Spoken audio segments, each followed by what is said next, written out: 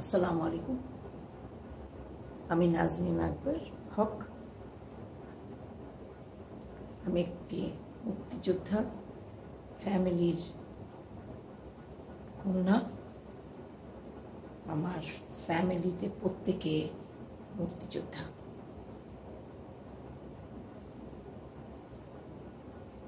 আমার মা, আমার 3 খালা এবং আমার মামা।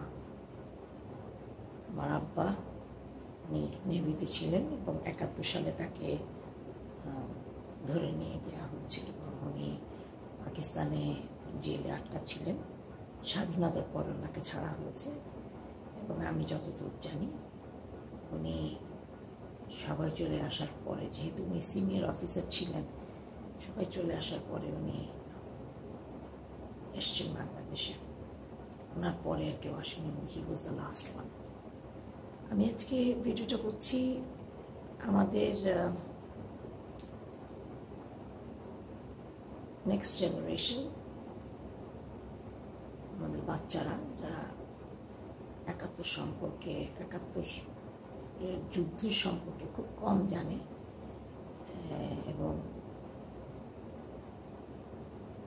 যারা বিদেশে থাকে স্পেশালি তাদের জন্য, যাতে বাংলাটা একটু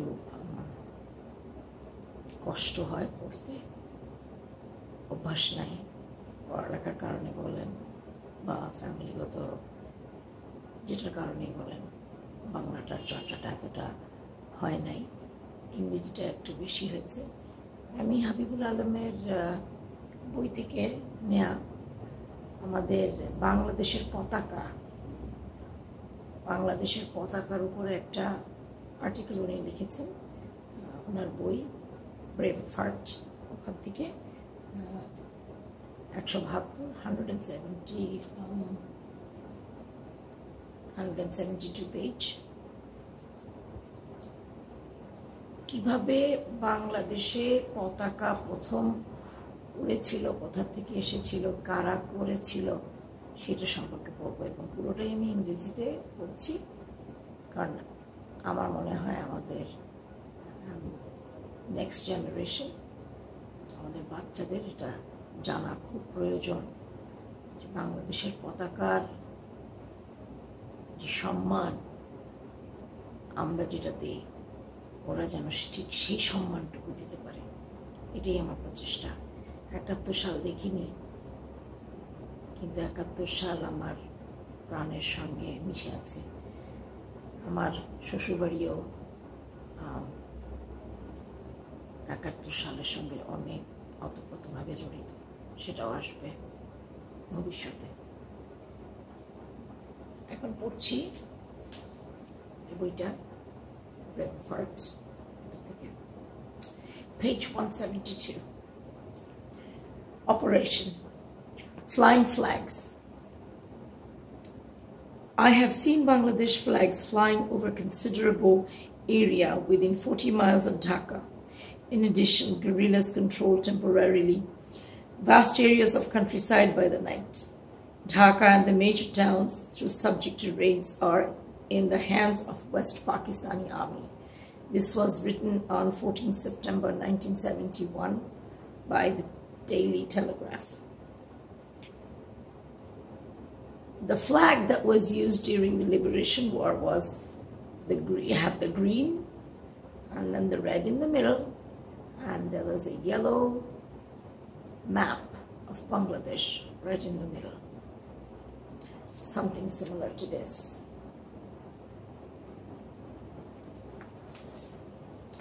I will read the rest now. The fascinating operation that was successfully completed by F.F. Baki inside Hotel Intercontinental was over only yesterday. It was a great moral victory over the Pakistani army. The freedom fighters inside Dhaka city were all very enthusiastic, and other operations were being planned and worked out by the groups accordingly. On the 12th of August 1971, Shahadat Chowdhury and I, as in Habibul Alam, were going out in a rickshaw from our Dhanmondi hideout. While on the rickshaw, Shahadat said, How far has the making of Bangladesh flags progressed?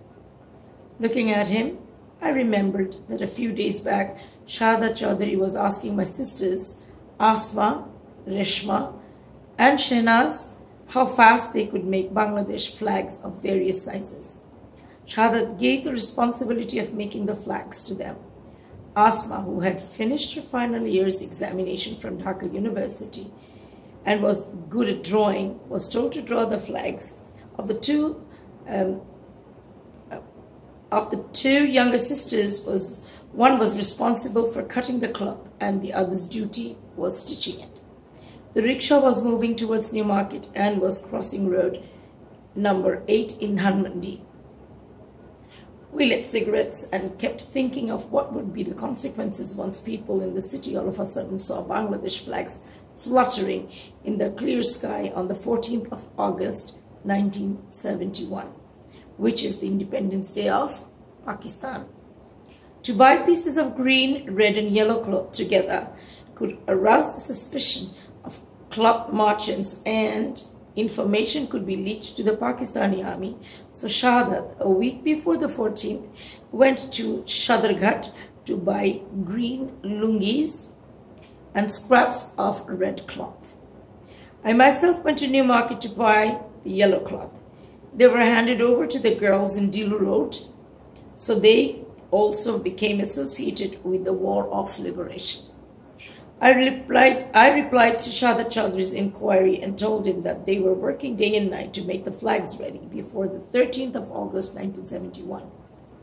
Shahadat at the same time informed me that he had requested Kea and Mohua, both sisters of freedom fighters, Shapon, Miriam, Jimli, and Diana, sisters of Shahadat and Fateh, to make some more flags. All of a sudden, I wondered if Shahadat had told Chullu Bhai that he would have to provide balloons and gas cylinders. Shahadat said that he had. Chullu Bhai had confirmed that he would be able to get the gas cylinders from Dholaikal, and balloons were always available in the shops of Old Town. Our destination was the home of Mr. Rafiqun Nabi, an artist and friend of Shahadat's, who stayed in 57/1 Munir Hussain Lane, Narinda. He specialized in cartoons and was a lecturer of the Institute of Fine Arts, a department under Dhaka University. He was a silent supporter of the War of Liberation. He was also one of Shahadat's fund providers. The rickshaw puller was paddling in the same rhythm all the way through the street that we crossed. Shahadat was absolutely confident that there would be no problems in the making of the flags.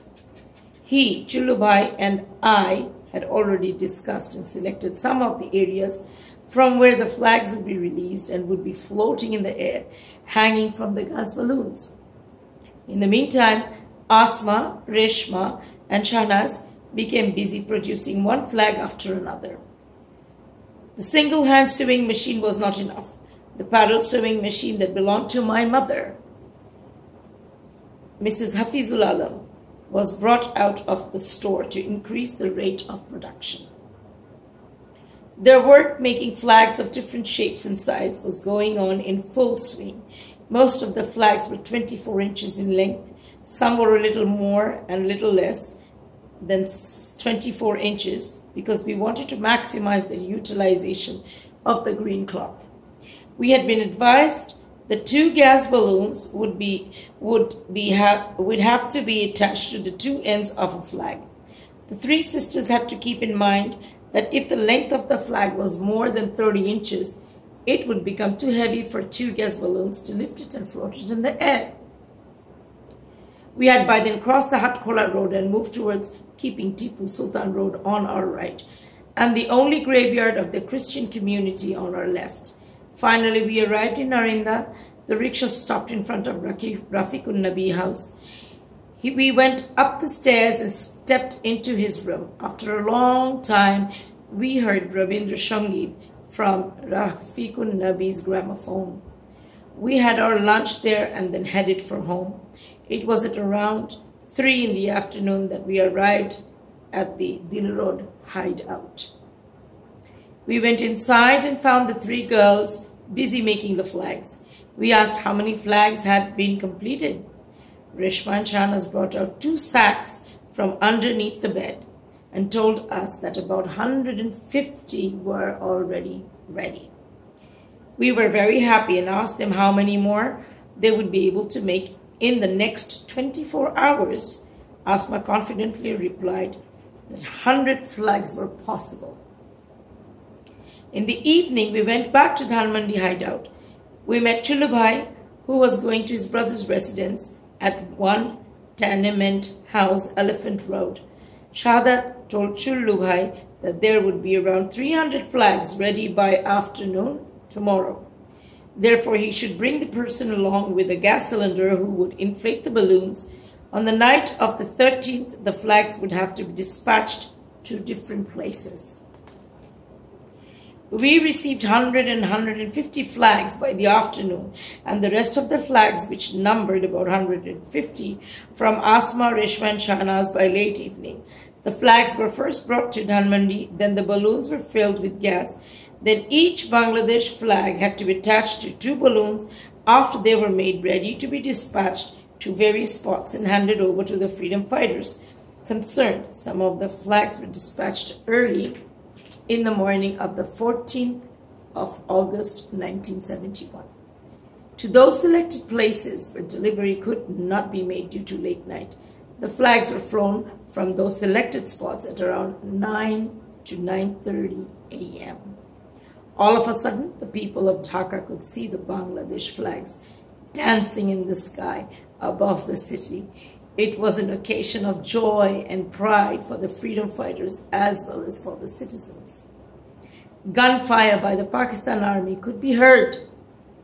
We realized that the rush had worked. The Pakistan army was annoyed since all of a sudden they could see Bangladesh flags floating in the sky of Dhaka city. It was one of the most interesting missions that the freedom fighters undertook, and it was very frustrating for the Pakistan army.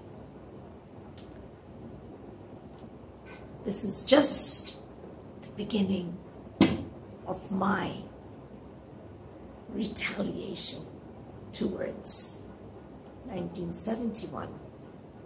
The people who died, their death cannot go in vain. Thank you. I'm coming with more. See you next time.